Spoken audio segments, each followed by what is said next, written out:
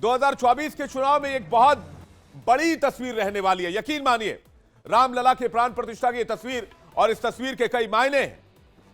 500 साल के बाद भगवान रामलला अपने गर्भगृह में विराजमान हुए, भव्य मंदिर की तस्वीर सामने आई। लेकिन अब जब सीएम योगी ने काशी और मथुरा का जिक्र कर दिया है सदन के अंदर, जब आज वो जिक्र कर रहे थे सदन के अंदर, उस वक्त की यह तस्वीर है, तो कहा जा रहा है कि राम मंदिर की तरह ही बाकी समस्याओं का भी समाधान निकलेगा, और खुद इसका आश्वासन योगी आदित्यनाथ ने दिया। योगी आदित्यनाथ ने कहा कि जब अयोध्या में प्राण प्रतिष्ठा हुई तब नंदी बाबा भी कह रहे हैं कि हम क्यों इंतजार करें।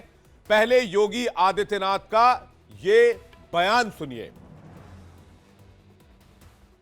देखिए, अयोध्या का उत्सव लोगों ने देखा तो नंदी बाबा ने भी कहा, भाई हम काहे इंतजार करें।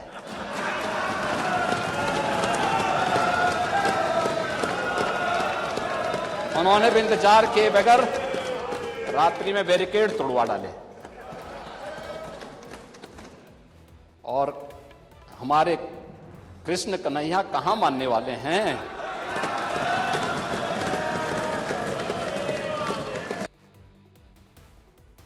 यानी एक बात तो साफ है कि इस बार के लोकसभा चुनाव में अयोध्या के साथ साथ मथुरा काशी का मुद्दा भी खूब गर्म रहने वाला है।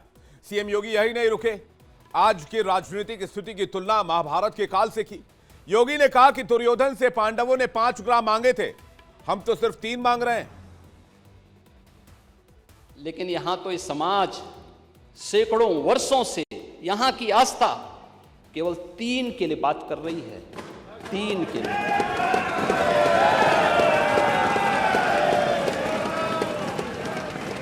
वो 3 के लिए भी इसलिए वे विशिष्ट स्थल हैं, वे सामान्य नहीं है। ईश्वर की अवतरण की धरती है। बार बार गुहार लगाता रहा। हमने तो केवल 3 जगह मांगी, अन्य जगहों के बारे में कोई मुद्दा नहीं था। तो क्या राम जन्मभूमि की राह पर है ज्ञानव्यापी? इस सवाल का जवाब ढूंढने की कोशिश करते हैं। दरअसल साल 1980 और 90 के दशक में राम मंदिर के आंदोलन के समय से ही अयोध्या तो बस झांकी है, काशी मथुरा बाकी किनारे लगते हुए आए हैं। अब राम मंदिर के निर्माण के बाद ज्ञानवापी और मथुरा यानी कि काशी और मथुरा दोनों चर्चा में है। लेकिन मैं आपको बताऊं कि अयोध्या और काशी का विवाद लगभग एक जैसा है, और कुछ फैक्ट के जरिए मैं इसे प्रूव करने की कोशिश करता हूं। 22 दिसंबर 1949 को अयोध्या के बाबरी में रामलला की मूर्तियां देखी गई। इसी तरह 16 मई 2022 को हिंदू पक्ष ने ज्ञानवापी में शिवलिंग होने का दावा किया। राम जन्मभूमि फैसले में एएसआई सर्वे आधार बना।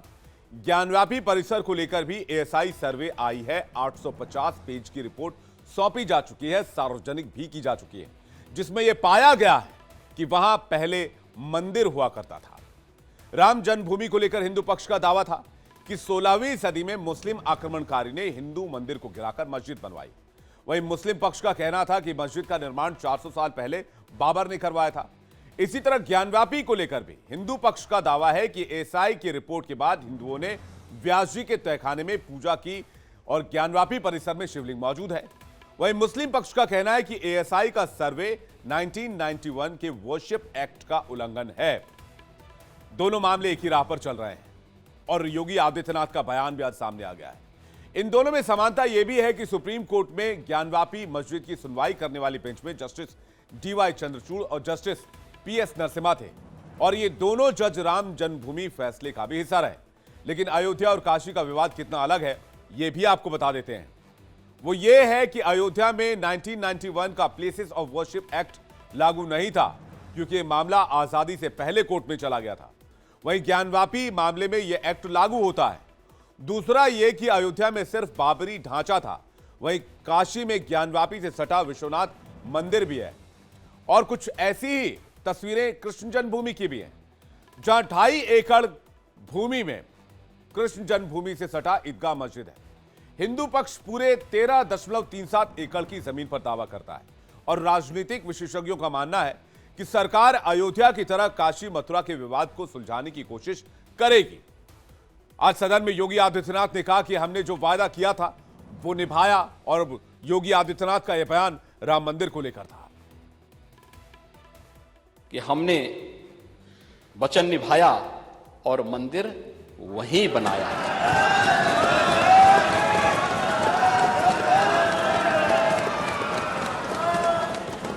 जो कहा सो किया, जो संकल्प लिया उसकी सिद्धि भी हुई। केवल बोलते नहीं हैं, करते भी हैं। महोदय, कार्य बहुत पहले हो जाना चाहिए था। हम मानते हैं मंदिर का विवाद न्यायालय में था, लेकिन वहां की सड़कों को तो चौड़ा किया जा सकता था ना। योगी आदित्यनाथ की नजर राम मंदिर के बाद अब काशी मथुरा पर भी है। उधर राम मंदिर के मुद्दे पर समाजवादी पार्टी के भीतर भी बंटवारे की स्थिति दिख रही है। दरअसल यूपी विधानसभा के स्पीकर सतीश महाना ने सभी सदस्यों को 11 फरवरी को अयोध्या चलने की बात कही थी, जिसमें अब समाजवादी पार्टी कह रही है कि उनके नेता नहीं जाएंगे। लेकिन अब इस मुद्दे पर सपा के भीतर ही दो बातें सामने आने लगी, विरोध दिखने लगा। जब सदन में प्रस्ताव लाया गया तो समाजवादी पार्टी के 14 विधायकों ने विरोध में हाथ उठाए, जबकि समाजवादी पार्टी के पास 108 विधायक हैं। और अब कहा यह जा रहा है कि क्या बाकी के 94 विधायक अखिलेश के फैसले का विरोध कर रहे हैं। आज अखिलेश यादव ने और शिवपाल यादव ने इस मुद्दे पर क्या कहा, आपको वो भी सुनवाते हैं। देखिए, मैंने जो पहले कहा था और फिर कहता हूं, मैं अपने परिवार के साथ और दर्शनार्थी बनकर के जब भगवान प्रभु श्री राम जी का कॉल आएगा तब। अब हम लोग भारतीय जनता पार्टी के लोगों के साथ नहीं जाना है।